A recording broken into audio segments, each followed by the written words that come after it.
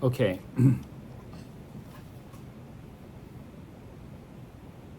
So the first step of this would be the HCl. And that will produce aluminum 3 plus. And so the reaction with HCl is we're taking our aluminum hydroxide and we're going to add we'll just add 3H plus here. In there. And that's going to make Al3 plus 3 waters. This would be like a metathesis style reaction or double replacement. For chapter 19, we would do this differently.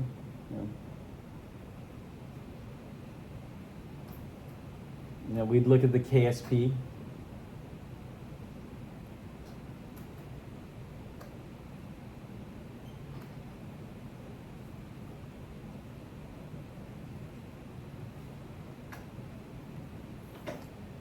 And then we combine that with a Ka. This is our KSPA equation here. And then we have 3H plus 3 hydroxides. And yield 3 waters.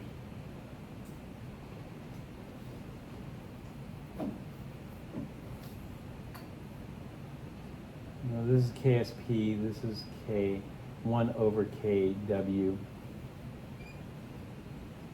cubed.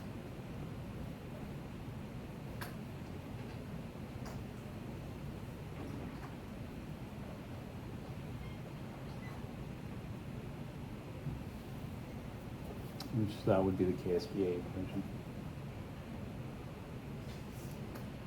All right, then we're going to reprecipitate this with the ammonia. But we're going to add a dye.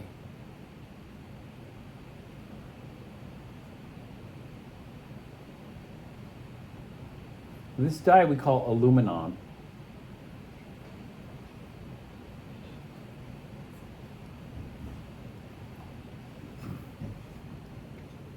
It's just an organic dye, like a food color.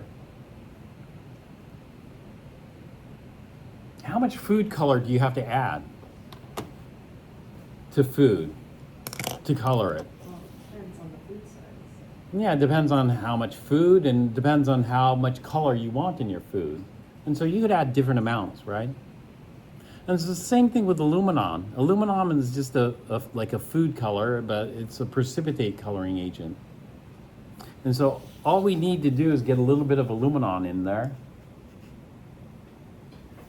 And this is what's going to happen. We're going to form aluminum hydroxide, but it's going to be colored. And so I'm going to put like a double dagger here. And so if you like have Jello with no coloring in there, it's clear, it's like there's no color to it. It's white, kind of an off-white color.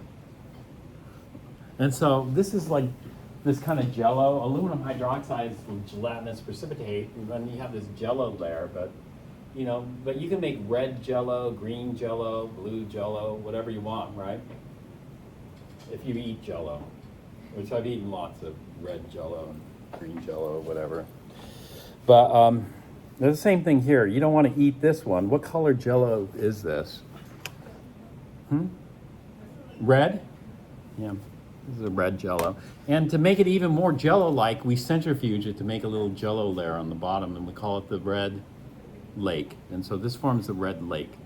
And all this is it's just a food-colored precipitate kind of thing. And we just need a little bit of aluminon to get in the crystal lattice, and it's going to color it. Just like we need a little bit of food color to get into whatever else. And so we end up with a red lake precipitate. So don't we start in an aluminum hydroxide form from this step?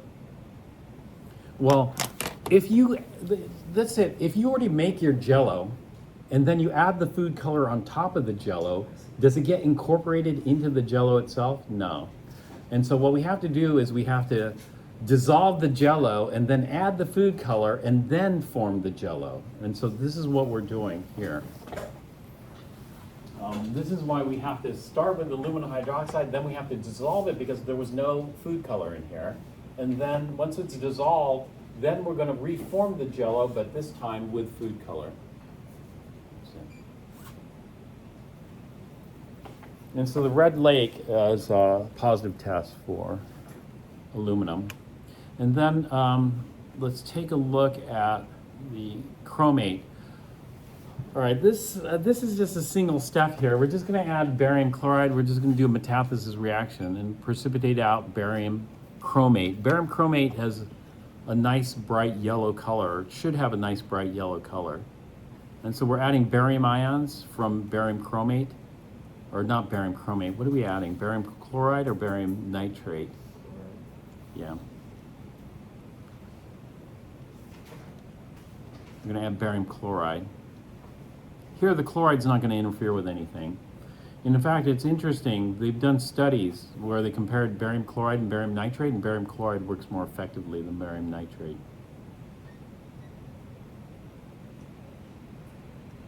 And so you wouldn't think it makes a difference, but it made a difference. And so this is a yellow PPT. And so the reaction here is just a simple metathesis reaction. Barium ions like chromate ions to precipitate out barium chromate.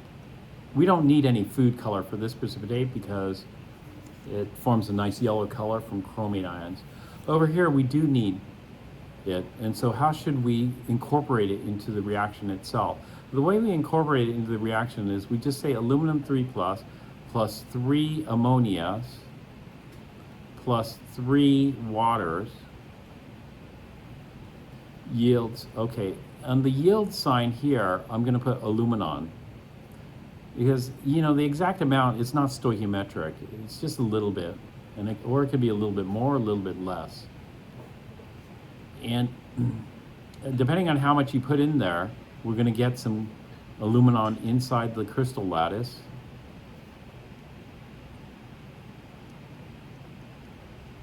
Itself. So this is not a positive sign. This is supposed to be double dagger. Like that.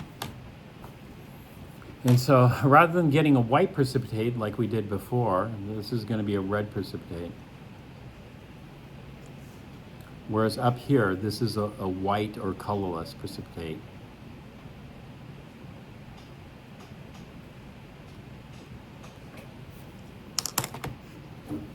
All right, so I'm going to stop here and then we're going to continue this later. So I'll go through all the reactions for this lab